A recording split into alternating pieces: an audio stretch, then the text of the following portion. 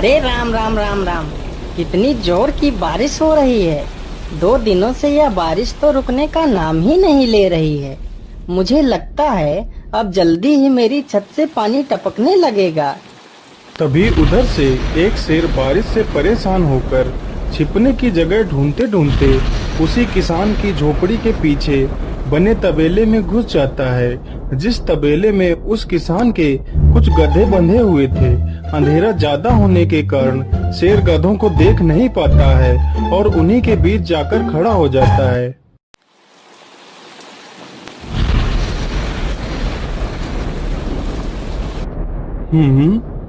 यहाँ से तो किसी मनुष्य की आवाज आ रही है। चलो चुपचाप बैठा रहता हूँ, जैसे ही यह आदमी मेरे करीब आएगा मैं इसे खा लूंगा। हाय हाय हाय, यह बारिश कब रुकेगी?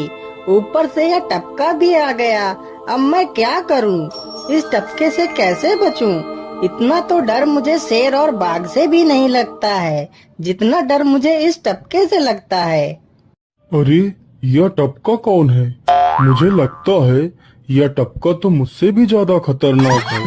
तभी तो यह आदमी शेर और बाघ से ज्यादा इस टपके से डर रहा है। चलो जल्दी से मैं यहाँ से निकल लेता हूँ, नहीं तो कहीं टपका ने मुझे देख लिया तो मेरी खैर नहीं। ओहो, अब मैं इस टपका से कैसे बचूं? चलो जल्दी से मैं अपनी मौसी के घर चला जाता हूँ।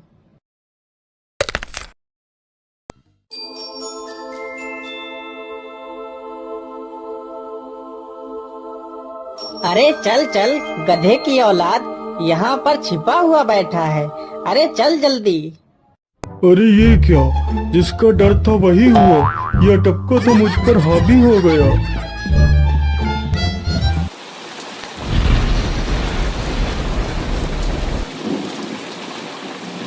कैसे बचूं? कैसे बचूं? इस टपका से मैं कैसे बचूं? हे भगवान मेरी सहायता करो, मुझे इस टपका से बचाओ। मैं आज के बाद किसी प्राणी को नहीं मारूंगा, मैं मांसाहार छोड़ के शाकाहारी बन जाऊंगा। भगवान मेरी रक्षा करो। शेर को दौड़ते दौड़ते रात से सुबह हो जाती है।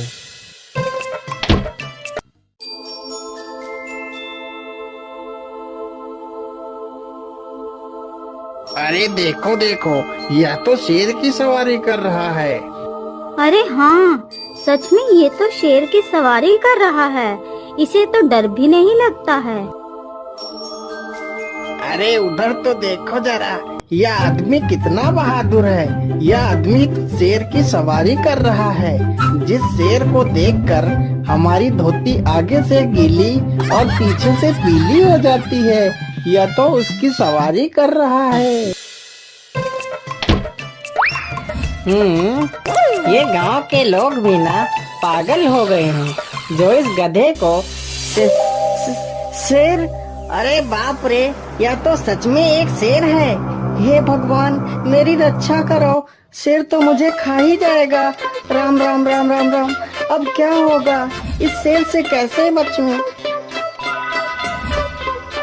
अरे यह तो एक बरगद का पेड़ है। यही अच्छा मौका है, जल्दी से इस बरगद की जड़ पकड़कर ऊपर चढ़ जाता हूँ।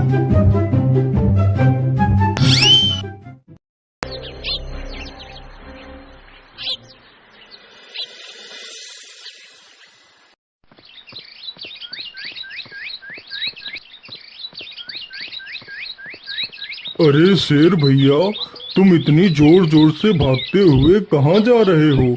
आप तो बहुत डरे हुए लग रहे हो। आप तो जंगल के राजा हो, आपको किसका भय है? टपका, वो टपका मेरी जान के पीछे पड़ा है। अरे शेर भैया, जरा मुझे बताओ वो टपका है कहाँ? अरे भालू भैया, वो टपका मेरी पीठ से उतरकर उस बरगद के पेड़ पर चढ़ गया है।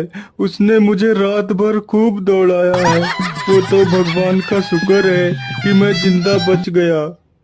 चलो शेर भैया, मुझे उस टपके के पास ले चलो, जरा मैं भी तो देखूं आखिर ये टपका है कौन। अरे नहीं भालू भाई, बड़ी मुश्किल से तो मेरी जान बची है। मैं अपनी जान फिर जोखिम में नहीं डालूंगा। तुम्हें जाना है तो जाओ। अच्छा अच्छा, ठीक है शेर भाई, तुम यहीं रुको। मैं अभी बरगद के पेड़ पर देखकर आता हूँ। आखिर ये टपका है कौन? जाओ जाओ बच्चू, जब वो टपका तुम्हारे ऊपर हावी होगा तो पता चलेगा। अरे कहाँ है यह टपका जिसने राजा जी की हवा टाइट कर दी? चलो इस पेड़ पर चढ़कर देखता हूँ। अरे बाप रे बाप, शेर क्या अकेला कम था, जो ये भालू भी आ गया। मुझे लगता है कि आज मेरी मौत निश्चित है। भालू पेड़ पर उल्टा होकर चढ़ने लगता है। तभी किसान और तेज से कांपने लगता है। कांपने की वजह से किसान के हाथ से छड़ी छूट जाती है और उल्टा होकर चढ़ रहे भालू के पिछवाड़े पर जा लगती है। भालू धड़ाम से जमीन पर गिरता है।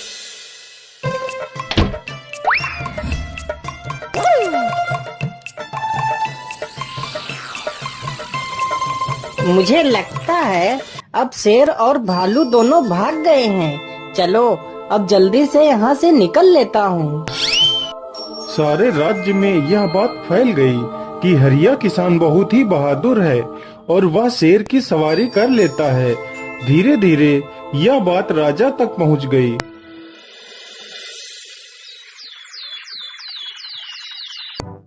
महाराज, क्यों न हम पड़ोस के गांव से हरिया किसान को बुलवा लेते हैं। वह बहुत ही बहादुर है। उसके बहादुरी के चर्चे तो पूरे राज्य में हैं। मुझे पूरा विश्वास है वह इस काम को जरूर कर सकता है। वह इस दुष्ट शेर को जरूर पकड़ लेगा।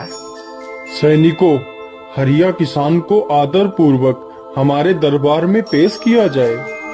महाराज, आपने हमें याद किया। बताइए क्या बात है। मालिक, हमसे कोई भूल हो गई क्या मालिक?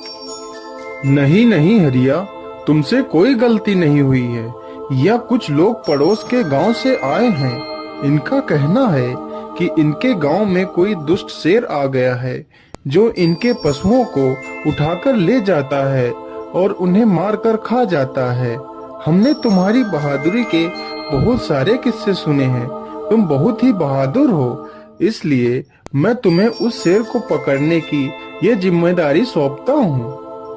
अरे बाप रे बाप, उस बार तो मैं शेर के हाथों बच गया था, लेकिन इस बार मैं नहीं बचूंगा।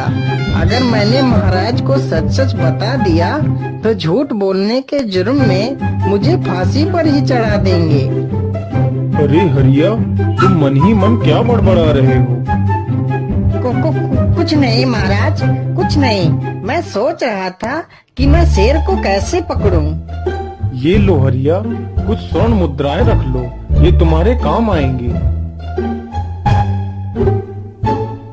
क्या करूं, कैसे पकड़ूं उस शेर को?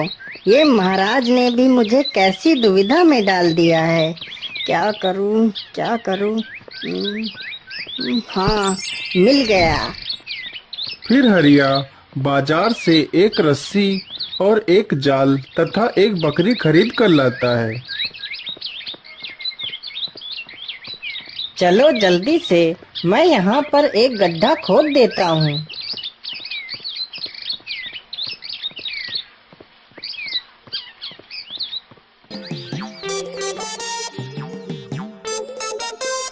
गड्ढा तो खोद दिया। चलो अब जल्दी से इस बकरी को रस्सी से बांध देता हूँ। हरिया ने बकरी को रस्सी से बांधकर गड्ढे में खड़ा कर दिया और जाल को लेकर पेड़ की डाल पर बैठ जाता है।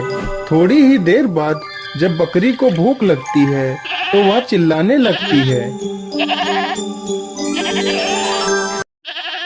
अरे, यह तो बकरी के चिल्लाने की आवाज है, लेकिन यह आवाज आ कहां से रही है? आसपास तो कोई नहीं दिख रहा है। मुझे लगता है यह आवाज उस पेड़ के पास से आ रही है। चलो चलकर देखता हूँ।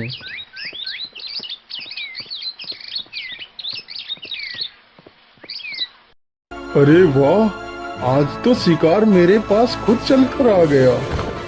शेर तुरंत ही बिना देर किए हुए गड्ढे में छलांग लगा देता है। तभी किसान तुरंत ही बकरी को ऊपर खींच लेता है और जाल को गड्ढे के ऊपर गिरा देता है। शेर गड्ढे में ही फंस जाता है। यह देखकर गांव के सभी लोग बहुत ही खुश हो जाते हैं।